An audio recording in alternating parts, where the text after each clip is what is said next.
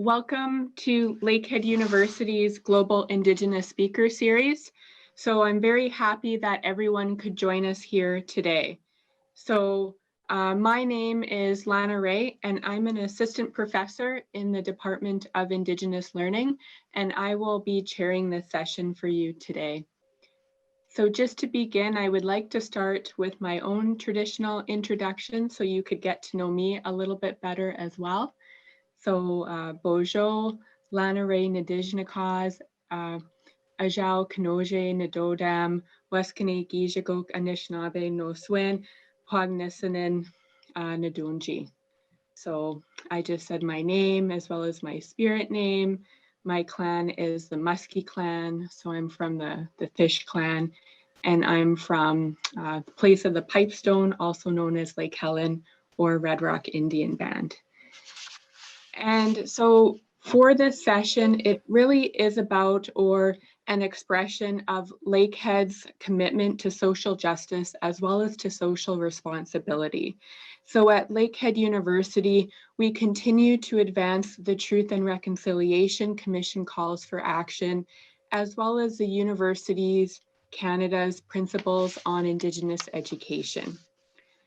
And so at this point too, on behalf of the institution, Lakehead University, I also want to do what is customary and provide a traditional land acknowledgement. So Lakehead University respectfully acknowledges its campuses are located on the lands of Indigenous peoples.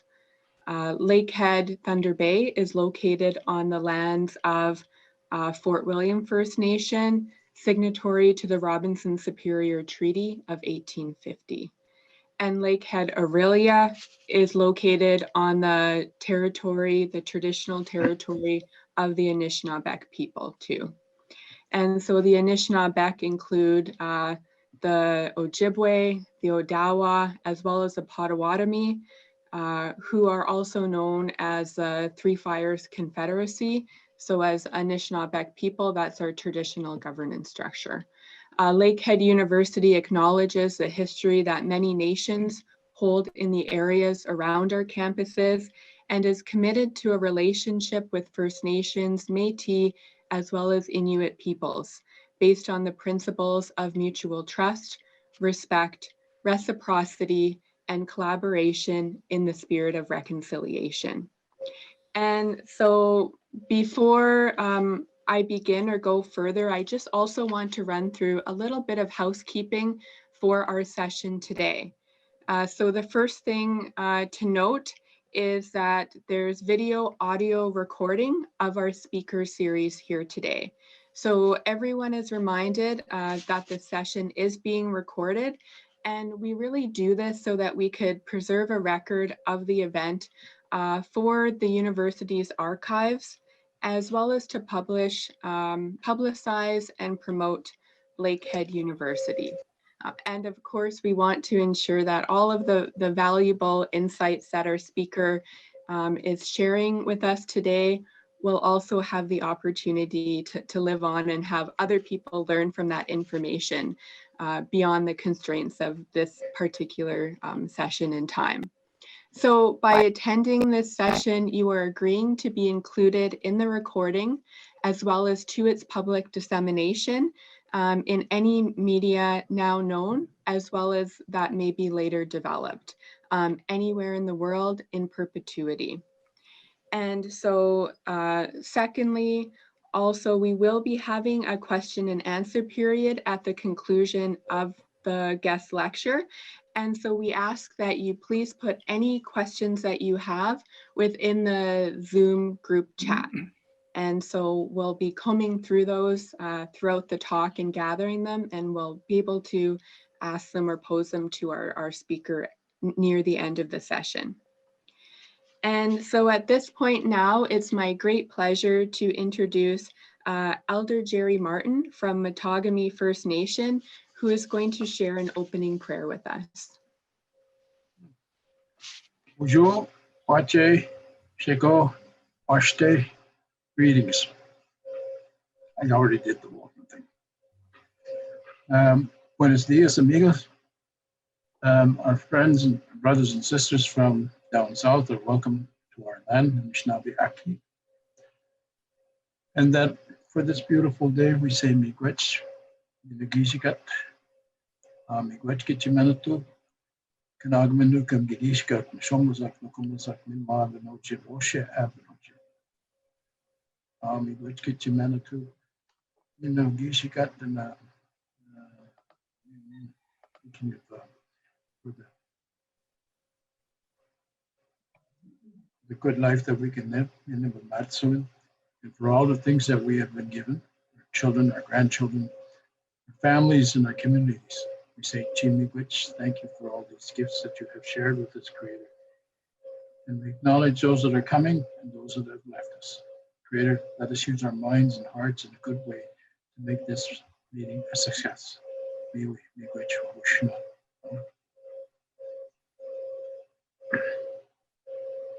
Miigwech, Elder Martin, for your beautiful prayer. It's a great way, I think, to start our session. Miigwech. Also, I wanted to bring to people's attention as well. So for interpretation is available. And so if you look at your toolbar at the bottom below your screen, you will see an option for interpretation, and you could select English or Spanish.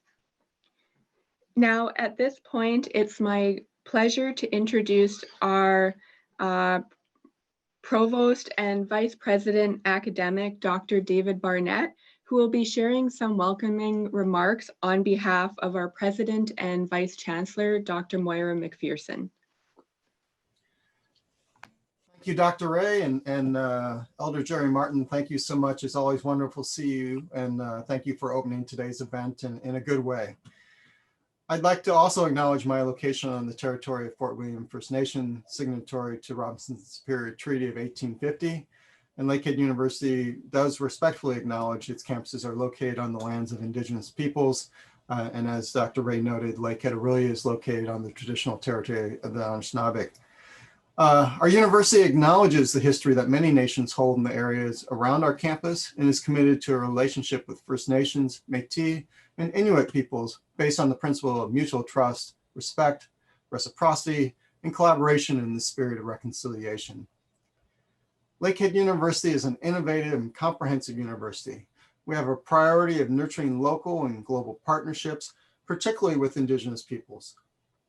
Today, we come together for the Global Indigenous Speaker Series, which is focused on possibilities through Indigenous knowledge systems. Critical issues of our time, including climate change and the COVID-19 pandemic, have challenged the current state of affairs, provoking an inward gaze among our global community on the resiliency and sustainability of our current philosophies, structures, and systems. Indigenous knowledge systems, which are relational and well-established, can offer alternative approaches to contemporary issues and support the reimagination of our global future. Thank you for joining us today as we have the privilege to engage with Dr. Juan Illiachi Gusnay, a Kichwa scholar who is a professor at the National University of Chimborazo, who will be speaking on Indigenous movements, intercultural education, and the pandemic, Chimborazo, Ecuador.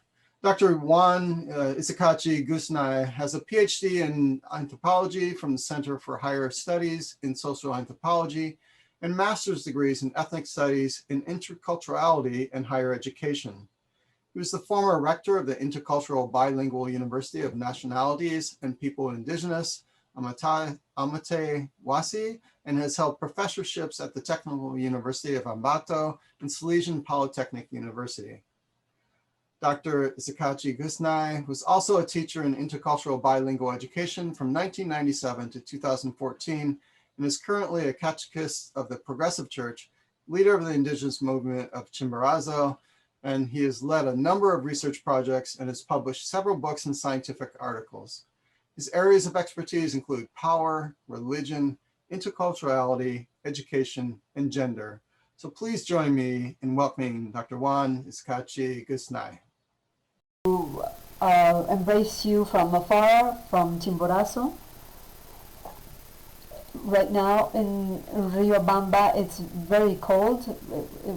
It's been raining a lot since last night. It's raining now, but we're excited to be able to be here with you. I would also like to thank Dr. Amparo Casola, who is the Dean from the School of Educational Sciences, Dr. Cristian Naranjo from the National University of Chimborazo as well, for making this academic meeting possible. I would also like to thank Pierre, David Barnett, Lana Ray, Elder Martin, the interpreter, Lakehead University, for making this effort, this enormous effort, to make sure that this possibility could become a reality. Thank you very much for the invitation. It's an honor for me to be able to be here with you. My name is Juan Illiachi.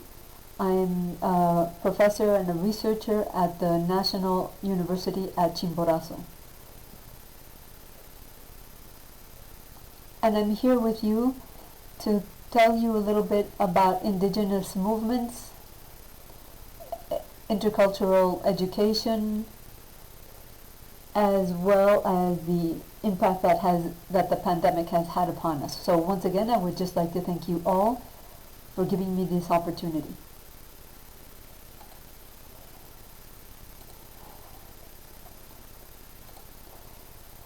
My presentation is structured into 3 stages. The first one being comments regarding class-based indigenous organizations. The second section refers to indigenous organizations with ethnic projects, explaining how interculturality has become a way of dealing with the epistemic situation we have. And then the third segment refers to the effect of the pandemic. Insofar as the class-based indigenous organizations are concerned, I would like to mention that an important precursor of the current indigenous movements was the creation of the Ecuadorian Federation of Indians, FEI, which was created under the leadership of the Communist Party.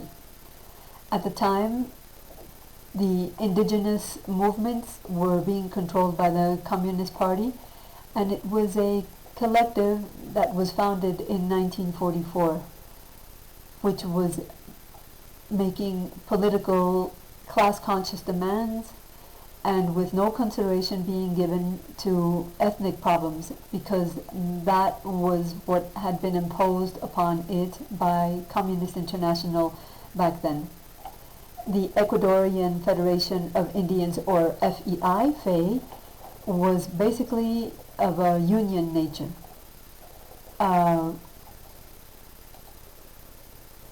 In this line of analysis, Deborah Yashar wrote the following. The FEI was essentially a Marxist-inspired organization with links to the Communist Party. The FEI ultimately did little to promote an indigenous identity or to discussing indigenous rights or modifying the conditions of citizenship for Indians.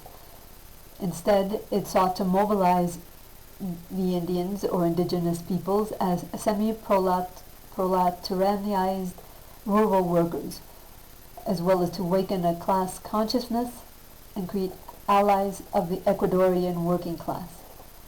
Not surprisingly, the leadership of this organization was largely non-indigenous. End quote.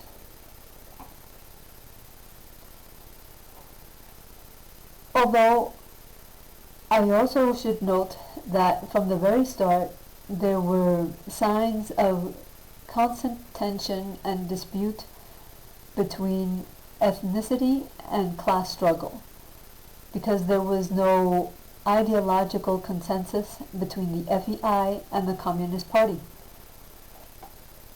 Although on occasions the Communist Party seemed more like a ventriloquist, and the participation of the indigenous population for and within the interests of the communist organization was very evident. In the FEI's second year, Dolores Caguango was elected the Secretary General. She had to carry out positions that were typical, tasks that were typical of her position, just when the indigenous organization had to firmly establish itself and justify its existence.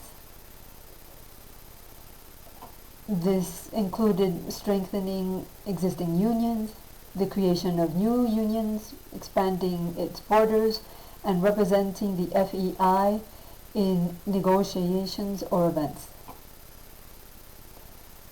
In other words, the secretary, Dolores Caguango, was supposed to underpin the organization, but she boldly and intelligently wielded the organization as an instrument of educational vindication. She questioned the unquestionable. She broke, or tried to break, the established order. She denormalized the normalized. Because, as Raquel Roda said, quote, "No one had given a moment's thought to educating indigenous girls," end quote. Which is why she didn't attend school. But the fact that she was illiterate did not dampen her curiosity nor interest in education. And she always felt education was extremely important, in spite of the many adversities she had to face.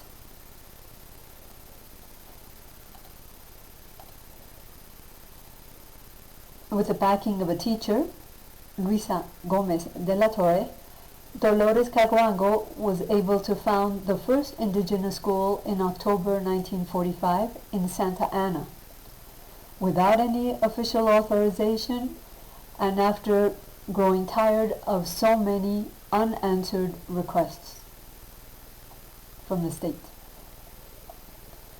Raquel Rodas points out that the teachers in those schools did not earn a salary. Luisa Gomez de la Torre helped by paying the teachers 20 sucres a month out of her own pocket. One of the biggest problems the union schools faced was harassment from the landowners, the local landowners. They harassed Dolores Caguango, they imprisoned indigenous leaders, they threatened the parents with taking their lands and throwing them off the farms if they were to send their children to school. That's one of the reasons why in the history of bilingual education in Ecuador, the name of Dolores Caguango is used for programs as an objective, a dream, a reality, and a utopia. The intercultural bilingual education system model refers to her in its background information, saying the following, quote, in the 1940s, there was an indigenous education program, and one of the teachers was Dolores Caguango, who, with the support of some women from Quito and indigenous leaders in the area, organized a group of indigenous schools. Those schools were located in Cayambe, in the province of Pichincha, end quote. In terms of the agency of the indigenous subjects, they were able to strike up partnerships with social and organizational sectors such as the FEI and the Communist Party, as well as with progressive intellectuals and left-wing political movements to be able to configure ethnic demands.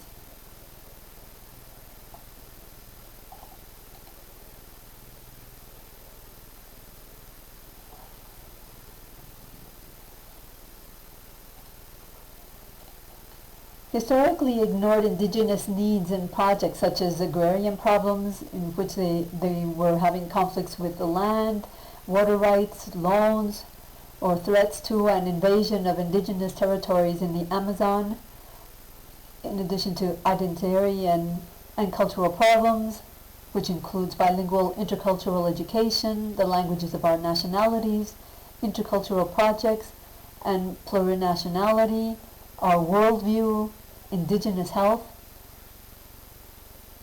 began to gain strength and significance within the cultural hegemony.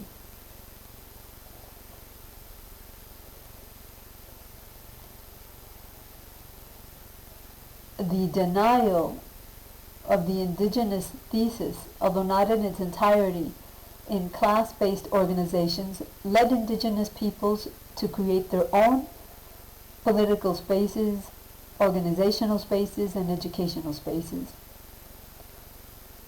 It was obvious that the state had neglected the ethnic problems and demands of the people.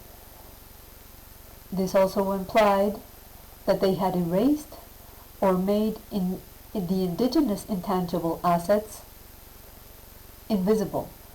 Here I'm referring to ideas, knowledge, political and economic organization, communication methods, and relationships. Thus, these intangible assets, such as our social relationships and ways of life, were dampened or extinguished by communist organizations, although some progress in this sense had been achieved. One of the intangible assets we had was intercultural education, which is a project and ethnic thesis of indigenous peoples and nationalities. Up until now, I've been speaking about the indigenous movements that were class-based and how they affected the educational sector. Now I'd like to move on and talk to you a little bit about indigenous organizations that had ethnic projects. After the creation of the Ecuadorian Federation of Indians, the FEI, in the early 70s, an indigenous organization in the highlands was created. And it was called Ecuador Runa Kunpak Rik Charimui, or also known as Akwaru Nari. It basically means the awakening of the Ecuadorian man. It was influenced by some leftist sectors and linked to the social action of the Progressive Church, which was led at the time by Bishop Leonidas Proaño, who was one of the greatest exponents of liberation theology in Latin America.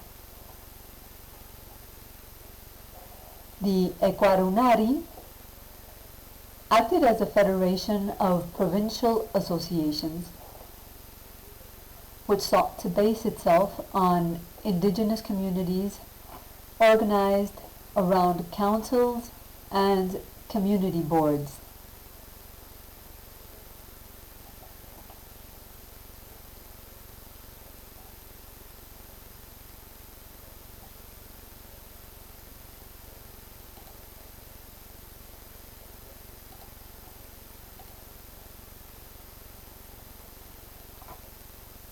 So we can now see that indigenous movements went through three phases. The first one was the initial stage of class unionism, which includes the FEI. Then there was a second stage characterized by oscillations between ethnic demands and specifically class-based ones. For the latter, we would include the Ekwarunari. And then there's a third and final phase, which is represented by the Ecuadorian Confederation of Indigenous Nationalities, or CONAIE, CONAIE, which is focused on ethnic projects. This analysis leads us to consider the FEI, or FEI, as an eminently class-conscious organization, whereas the Ekwarunari at the time was seen as a blend of ethnicity and class struggle.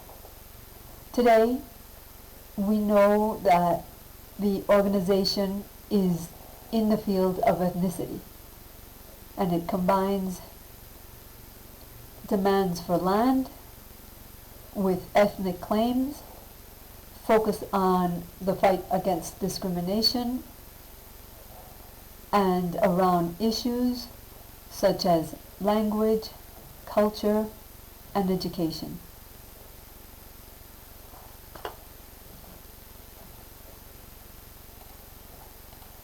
The objective of this section is not to delve into the genealogy of indigenous movements, rather to show that they surged or they arose with ethnic, linguistic, cultural, political, and educational projects. Although this doesn't just happen in Ecuador, because indigenous movements on the entire continent are claiming their worldview and age-old traditions, because they see them as fundamental to confront ethnocentric and exclusionary national projects.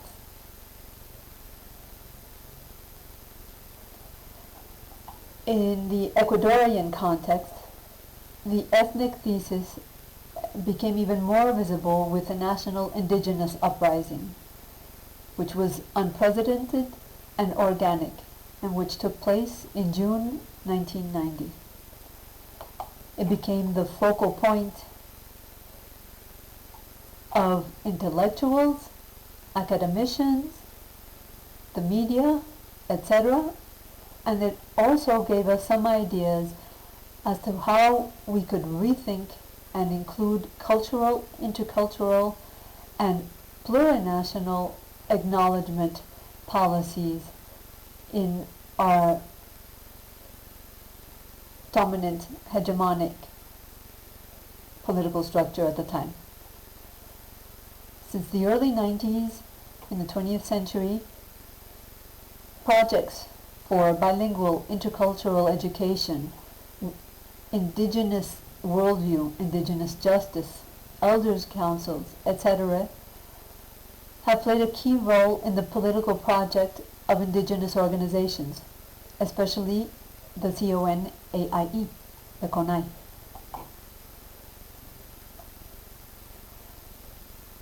In recent decades, the Ecuadorian indigenous movement has been seen as one of the most successful on the continent when referring to how to redefine the relationship between indigenous peoples, the state, and civil society. It's also one of the few in Latin America that has been able to work at the national level. Now, indigenous movements were considered the new players in Latin America. Not just traditional political parties, traditional established political parties and bureaucratized unions, and these indigenous movements strove to avoid being assimilated. The Ecuadorian indigenous movement does not want to act outside the state or from the margins. Negotiations, conversations with the state are within what is permitted by the state and within the legal frameworks established through agreements, executive decrees, and other legal parameters.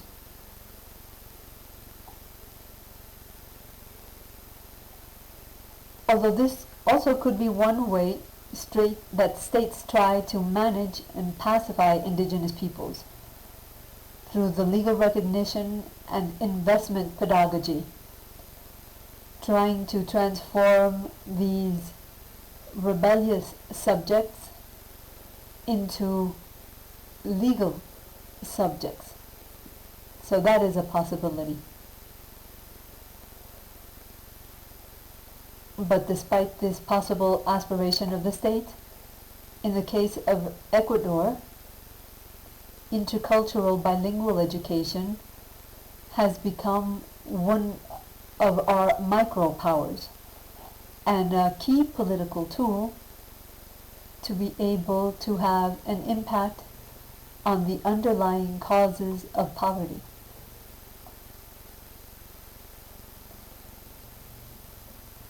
The Intercultural Bilingual Education program is one of the standard bearers of the political struggle of the Ecuadorian indigenous movement. Through it and its organizational spaces, it conveys the possibility of talking about having a good life, giving weight to interculturality and multinationality amongst other subjects. Legal recognition of the Department of Intercultural Bilingual Education, which are now known as intercultural districts, and of the Undersecretary of Intercultural Bilingual Education, has helped to make sure that they play an important role in the field of relations with the state by disseminating issues related to culture, identity, and language, in spite of the fact that there is an asymmetric relationship between these players. Legal jargon is always at play in power relations, but I must note that the relation between the state and indigenous peoples are characterized by controversy, struggle, and debate.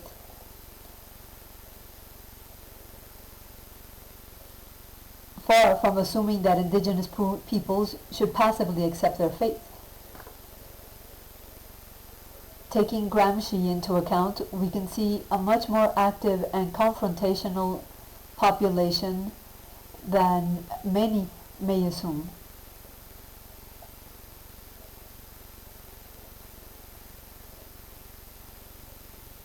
In this field, a political and epistemic project of the IBE has not only sought to be included in the monolingual and dominant national educational system, but to intervene in it, encouraging the participation of indigenous peoples and their challenging and questioning it.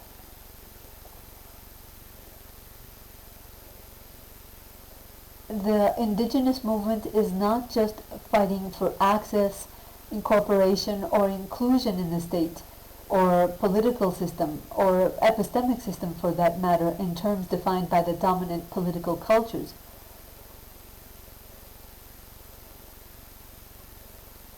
Rather, what's at stake here today for the indigenous movements is that they want to have the right to participate in defining the political and epistemic system and what they want to become a part of.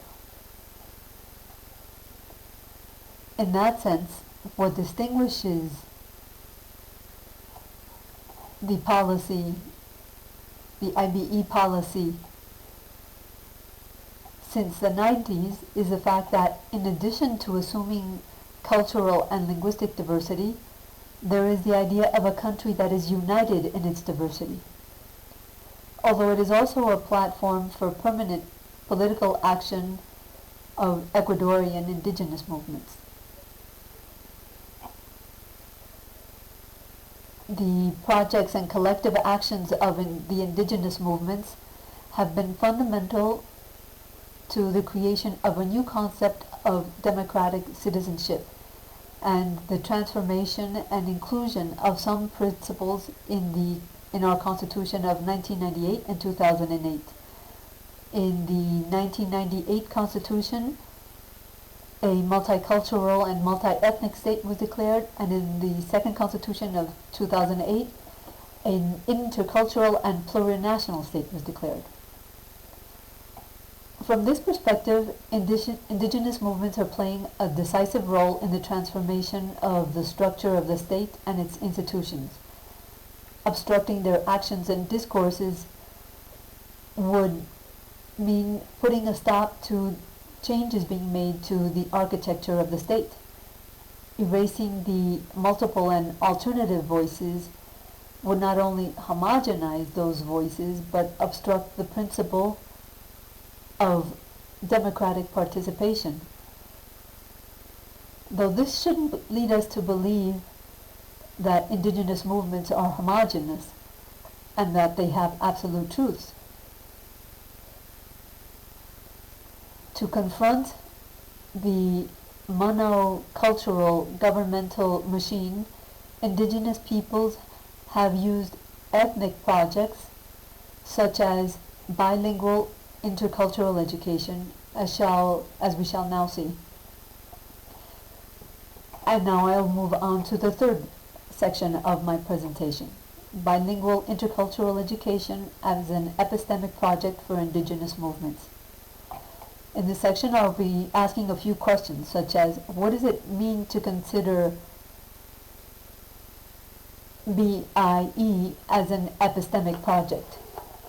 Has the emergence of BIE in the colonial national educational system contributed to raising awareness of indigenous knowledge and wisdom?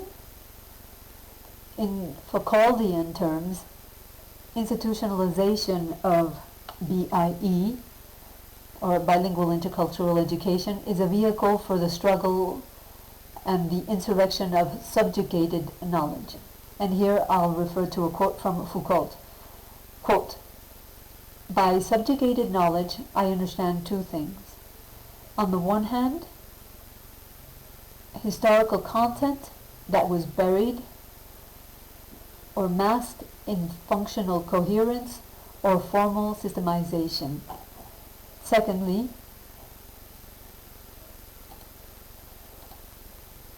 something totally different. Subjugated knowledge is something that has been disqualified as non-conceptual knowledge, as insufficiently elaborated knowledge,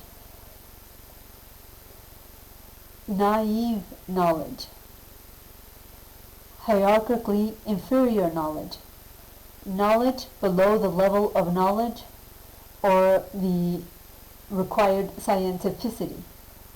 End quotes. The restoration of subjugated knowledge, or our attempts to recover it through BIE, do not take place in a peaceful field or context, rather in one of permanent struggle that challenges a historically hierarchical institutional order, which seeks to confront legacies, including the geopolitics of knowledge. Here it seems particularly important to point out the new, or better said, the renewed attention that is being paid by indigenous and Afro groups to thought as a field of struggle, intervention, and creation, thus making evident that BIE projects is not only political but also epistemic, in the sense of not imagining new paradigms inscribed in the project of modernity, of which the project of neoliberalism is part and consequence of, but also to consider other paradigms. These affect and delegitimize the hegemonic national curriculum with the insurgency of a subjugated knowledge. condensed in the bilingual intercultural education system model. The insurgency of subjugated knowledge, according to Luis Macas, who is an indigenous leader from Ecuador, is in direct contradiction with Western thought. For this activist, who is an indigenous intellectual, there are two parallel and fundamental struggles taking place. The first one refers to the challenges faced by indigenous communities and peoples vis-a-vis globalization. And the second refers to the dispute that exists in the field of knowledge and in the formation of knowledge and wisdom. In this game and in this struggle, the emergence of bilingual intercultural education, at least in its discourse, tries to decolonize hegemonic, punitive, exclusionary official education, but not from outside the structure, but from within it. Therefore, the fight is considered legal and admissible. The Ecuadorian indigenous movement does not intend, nor has it ever intended, to act and to define itself from outside the state.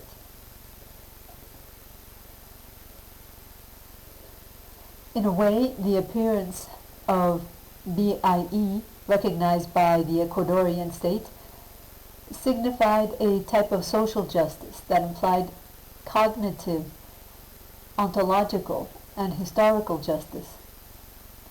That is, to avoid the historical obscurity from whence we came, avoid epistemological obscurity, what we know, and to avoid ontological obscurity as to who we are. But the struggle of BIE and indigenous movements is not only facing external factors, but also internal factors. In other words, BIE operates in a field of ambiguities and contradictions in the epistemic and political field. Confrontations and contradictions not only exist between the BIE and the state, but also within the bilingual intercultural agents themselves. On the one hand, little importance is given to the knowledge of our elders and our non-Western ways of registering and transmitting knowledge, as mentioned by Carmen Martinez Novo. In linguistics, something similar is happening. Teachers spend most of their time teaching literacy in Spanish, and parents demand that their children be educated in Spanish and that they be taught to read and write in Spanish. On the other hand, the official discourse, submitted in a context of struggle against the structure and against its own agents, continues to demand the application of linguistic principles. And I quote here, "The native language constitutes the main language of education, and Spanish plays a role of being a second language and as a language of intercultural relationship," end quote.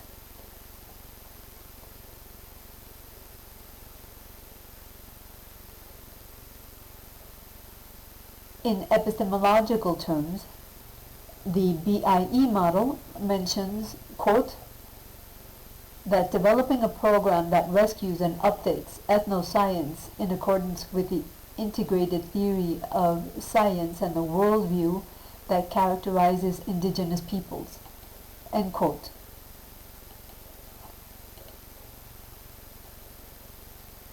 There is a gap, therefore, between discourses and educational practices, and in the permanent struggle against the state, and between and from its own agents. I'm going to finish in another 2 minutes, so please bear with me, and I would conclude just by saying, to this we must add the surprising and unexpected attacks of the pandemic, which has had a very significant impact on indigenous community centers and has become a cruel pedagogy of the virus, as mentioned by Boaventura de Sousa Santos. The emergence of COVID-19 has forced governments to tell everyone to stay home so that they can be located in the same place. Each family has been told to stay in their home, and if possible, each person should stay in their own room. No one should move.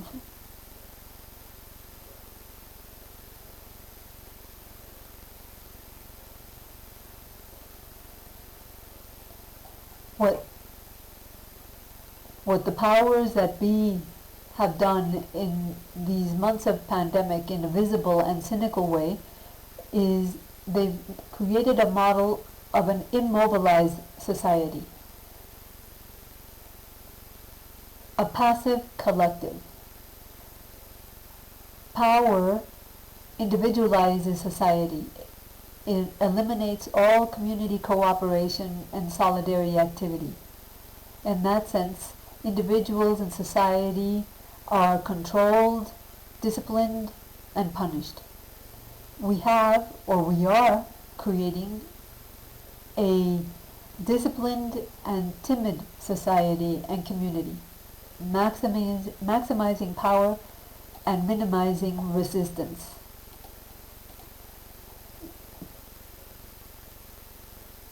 The Michel Foucault's description of regulations shows how disciplinarian registration works during a quarantine, and I think that's a very important comment that has been made.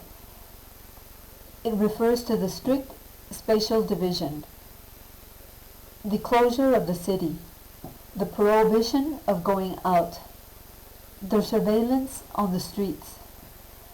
It refers to the fact that all families have to buy their own provisions, and when they must leave their home, they have to do so by turns and avoid all meetings with others. It's a type of confinement that establishes the role of each of the neighbors, where there is non-stop inspection taking place, and where all our movements are being watched. The pandemic has also revealed the huge digital divide in rural areas and indigenous communities. For many parents and students, each day brings the increased likelihood of dropping out of school.